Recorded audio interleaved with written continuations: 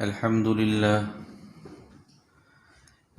لله نحمده ونستعينه ونستغفره ونؤمن به ونتوكل عليه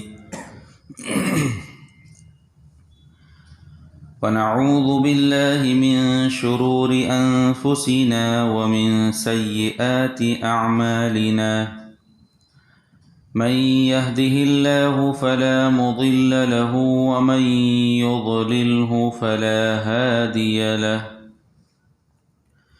ونشهد أن لا إله إلا الله وحده لا شريك له ونشهد أن سيدنا ومولانا محمدا عبده ورسوله أما بعد فأعوذ بالله من الشيطان الرجيم بسم الله الرحمن الرحيم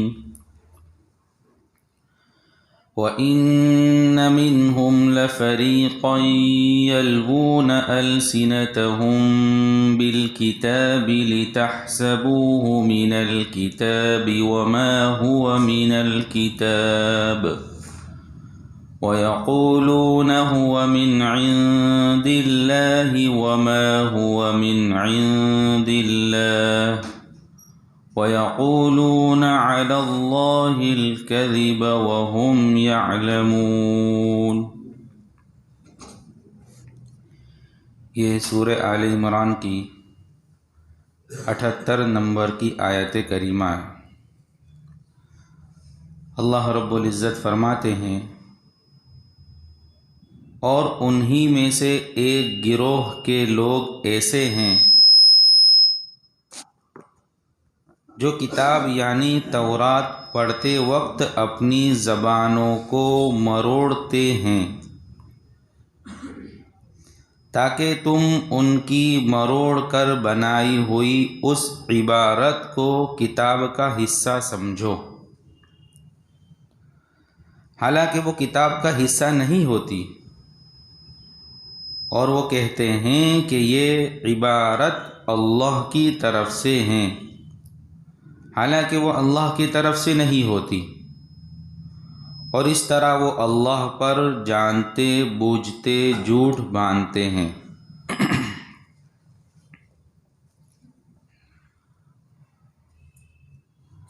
یہودیوں کی ایک اور سازش، ان کا ایک مکر و فریب بیان فرما رہے ہیں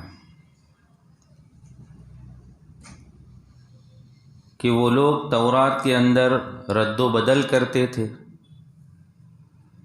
اس کے اندر جھوٹ اور سچ کو ملاتے تھے۔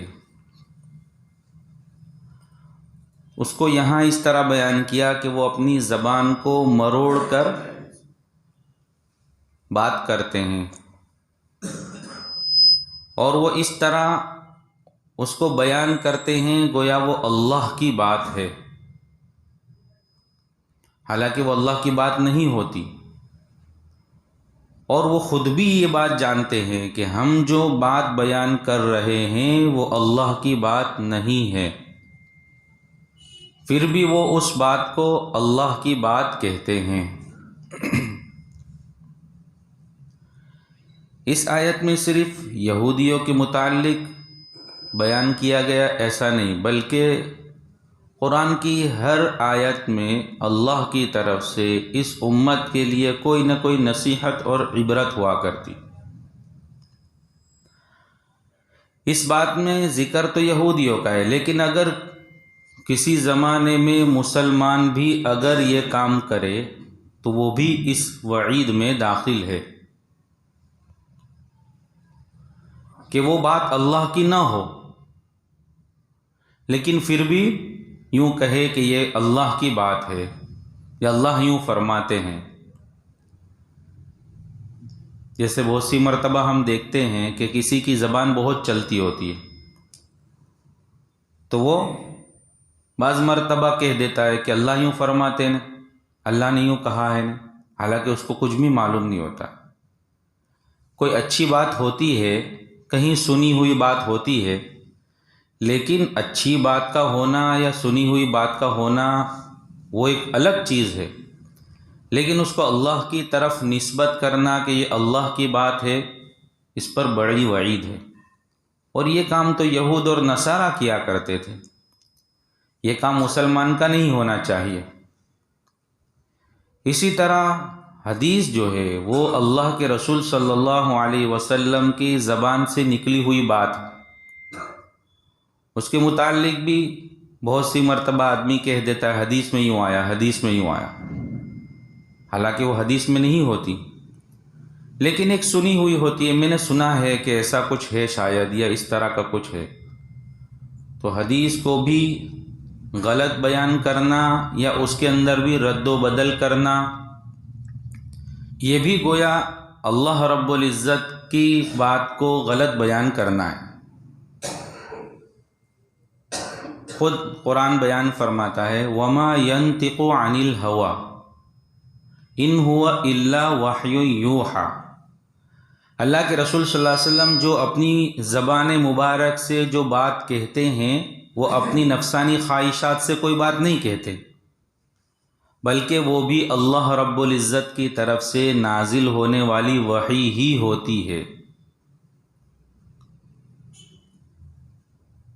تو حدیث کو یا قرآن کی بات کو اللہ کی طرف نسبت کر کے اس طرح بیان کر دینا کہ جو بات ہمیں معلوم نہیں ہے، تو یہ بھی اس وعید میں داخل ہو سکتا ہے۔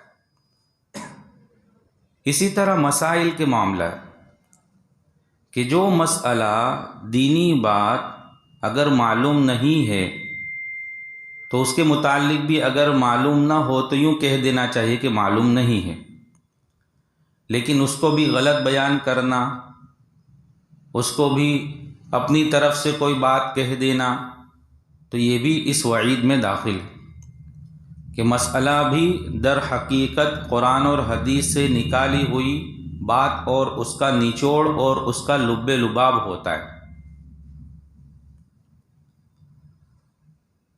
امام ابو حنیفہ رحمۃ اللہ علیہ کے مشہور دو شاگرد، ایک امام ابو یوسف رحمۃ اللہ علیہ اور ایک امام محمد رحمۃ اللہ علیہ۔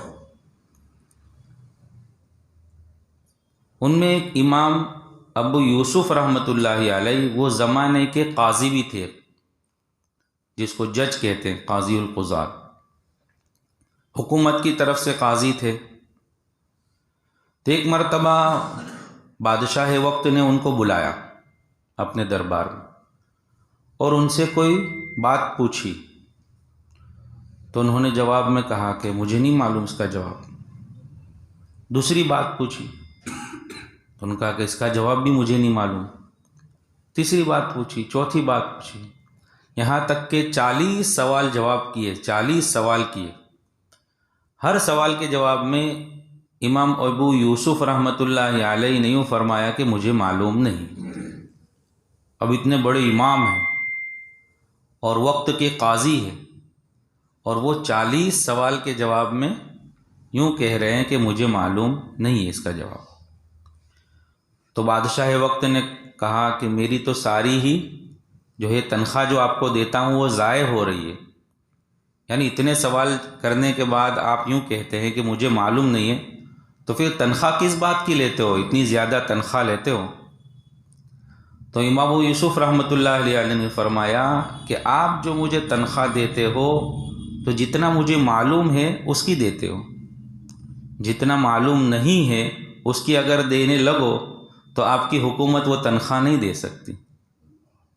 اتنا علم، اتنا جو ہے اس کی انتہا نہیں ہو، تو جتنا مجھے معلوم ہے اس کی تنخواہ دیتے ہوں، جو معلوم نہیں ہے وہ اتنا زیادہ ہے کہ اس کی تنخواہ آپ دے نہیں سکتے۔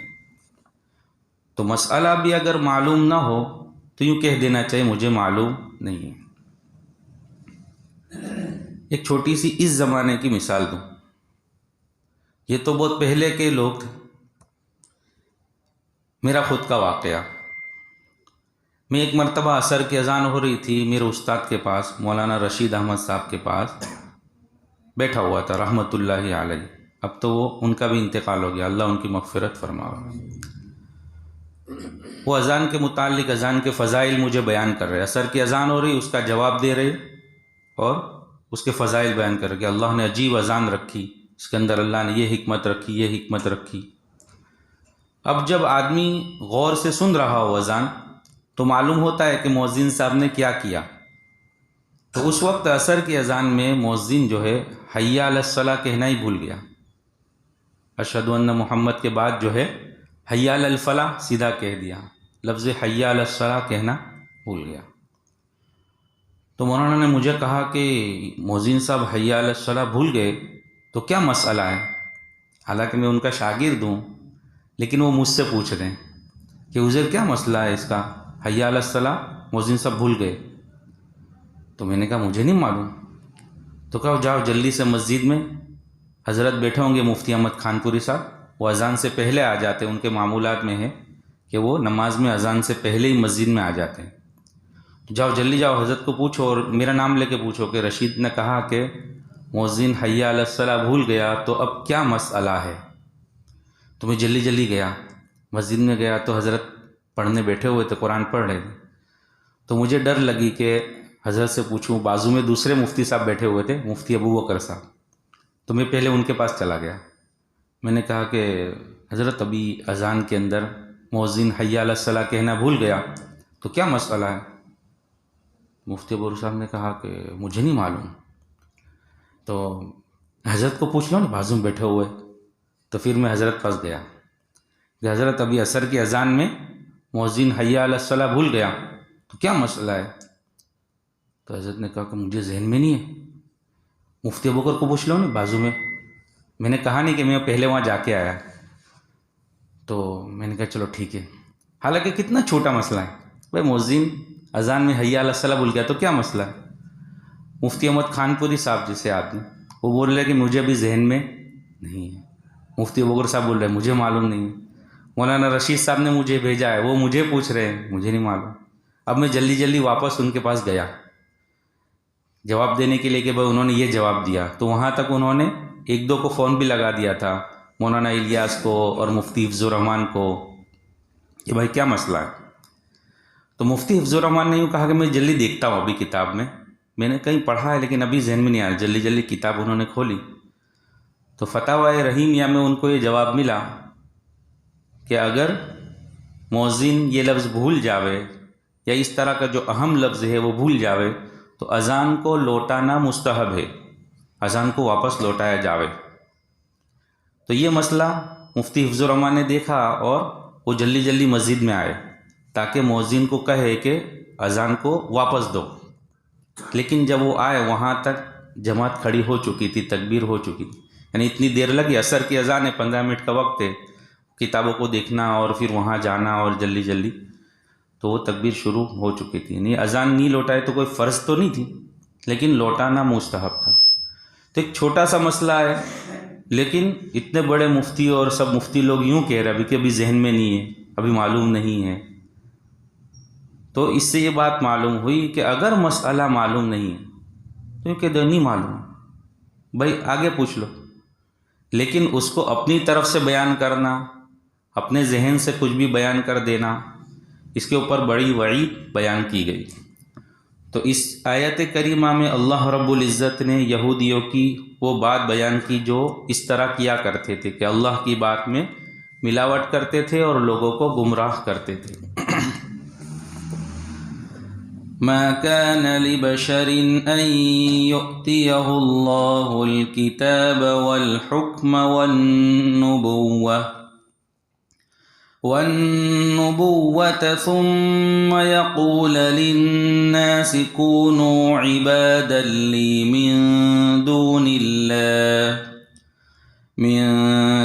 الله ولكن كونوا ربانيين بما كنتم تعلمون الكتاب وبما كنتم تدرسون ولا يأمركم أن تتخذوا الملائكة والنبيين أربابا أيأمركم بالكفر بعد إذ أنتم مسلمون۔ یہ کسی بشر کا کام نہیں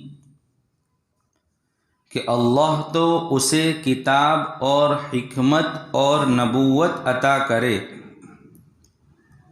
اور وہ اس کے باوجود لوگوں سے کہے کہ اللہ کو چھوڑ کر میرے بندے بن جاؤ۔ اس کے بجائے وہ تو یہی کہے گا کہ اللہ والے بن جاؤ، کیونکہ تم جو کتاب پڑھاتے رہے ہو اور جو کچھ پڑھتے رہے ہو اس کا یہی نتیجہ ہونا چاہیے، اور نہ وہ تمہیں یہ حکم دے سکتا ہے کہ فرشتوں اور پیغمبروں کو خدا قرار دے دو۔ جب تم مسلمان ہو چکے تو کیا اس کے بعد وہ تمہیں کفر اختیار کرنے کا حکم دے گا؟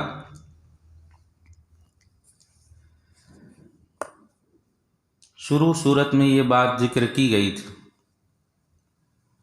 کہ اللہ کے رسول صلی اللہ علیہ وسلم کے پاس نجران کے کچھ نصارہ اور پھر یہود کے کچھ علماء آئے تھے، تو بہت سارے سوال جواب کیے، اس کے جوابات اللہ رب العزت نے اس صورت میں نازل کیے۔ حضرت مریم کا ذکر اور ان کے خاندان کا ذکر اور سارے جوابات دیے۔ اب یہ آیت کریمہ ہے 80 نمبر کی، یہاں بھی ان کے متعلق ایک بات ارشاد فرمائی کہ وہ نجران کے نصارہ اور یہود کے علماء، انہوں نے اخیر میں اللہ کے رسول صلی اللہ علیہ وسلم کے سامنے یہ بات پیش کی کہ کیا آپ یہ چاہتے ہو کہ جس طرح نصارہ عیسیٰ ابن مریم کی عبادت کرتے ہیں تو ہم بھی آپ کی عبادت کریں؟ کیا یہ چاہتے ہو آپ؟ یعنی یہ چاہتے ہو؟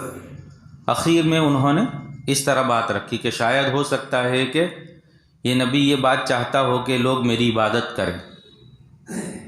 یہود کے کچھ لوگوں نے بھی کہا، تو اللہ کے رسول صلی اللہ علیہ وسلم نے جواب دیا کہ اللہ کی پناہ، ایسا کبھی نہیں ہو سکتا کہ میں جو ہے اللہ کو چھوڑ کر اپنی عبادت کی دعوت دوں، ایسا کبھی بھی نہیں ہو سکتا۔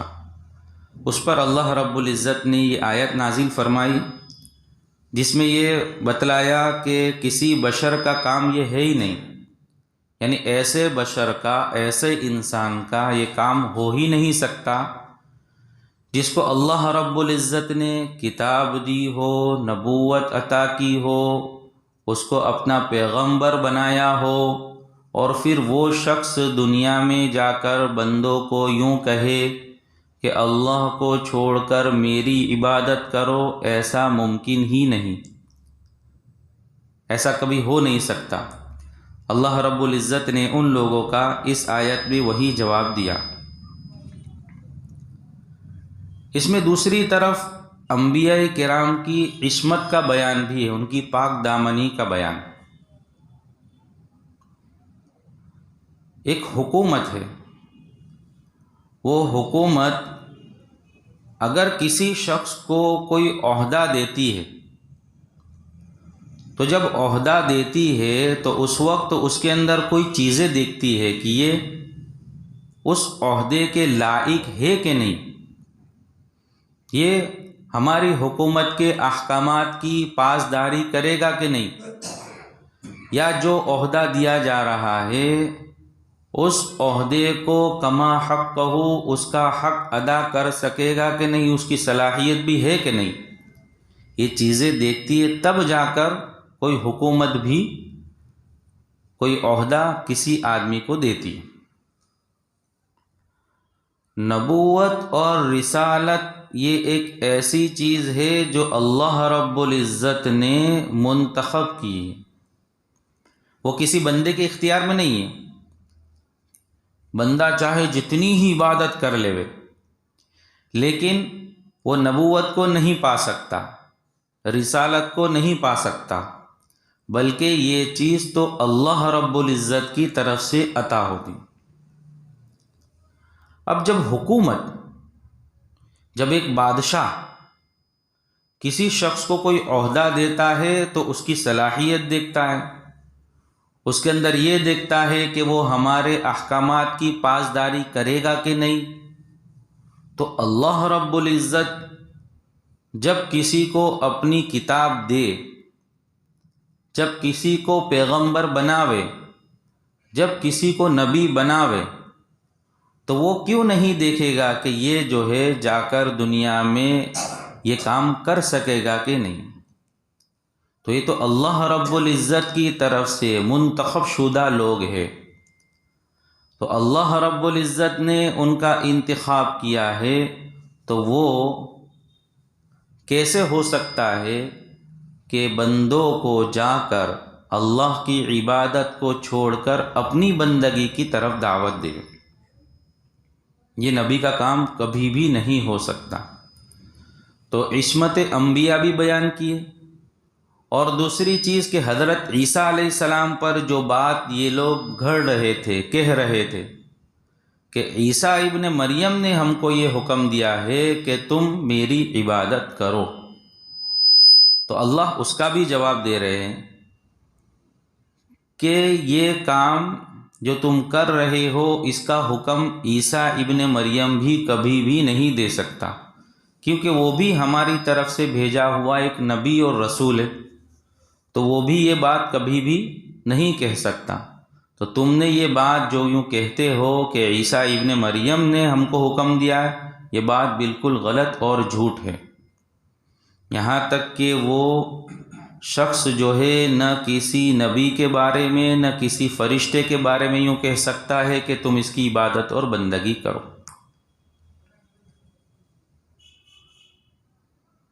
یہ تو بات ہوئی جو آیت کریمہ میں بیان کی گئی۔ اب ہم اس سے عبرت کیا لیں کہ جو نبی ہے، جو رسول ہے، جو فرشتہ ہے، ان کے متعلق اللہ رب العزت یوں فرما رہے ہیں کہ تم اس کی عبادت نہیں کر سکتے، یعنی اپنا سر اس کے سامنے نہیں جھکا سکتے۔ عبادت ہوگی، بندگی ہوگی صرف اللہ رب العزت، اللہ کے علاوہ کسی کی بھی عبادت نہیں ہوگی، اس کے سامنے سر نہیں جھکے گا۔ تو جب ایک نبی کے سامنے بندے کا سر نہیں جھک سکتا، تو پھر اس سے نیچے درجے کے لوگ، چاہے وہ کوئی بزرگ ہو، چاہے کوئی پیر ہو، یا چاہے کوئی اور کتنے ہی بڑے درجے کا ہو، اس کے سامنے سر جھکانے کی شریعت کیسے اجازت دے سکتی؟ اگر کوئی بہت بڑا ولی اور بزرگ جس کو لوگ سمجھ رہے ہو اور وہ اپنے سامنے جھکنے کی لوگوں کو دعوت دے، اپنے سامنے سجدہ کرنے کے لیے کہے، تو سمجھ لینا کہ وہ کوئی ولی نہیں ہے، وہ کوئی پیر نہیں ہے، بلکہ وہ تو ایک جھوٹا آدمی ہے جو اللہ کو چھوڑ کر اپنے سامنے سر جھکانے کا حکم دے رہا ہے، یا سر جھکانے پر اس کو روک نہیں رہا ہے، اس کو منع نہیں کر رہا ہے۔ اللہ رب العزت کے سوا کسی کے سامنے سر جھکانے کی کبھی بھی اجازت نہیں ہو سکتی۔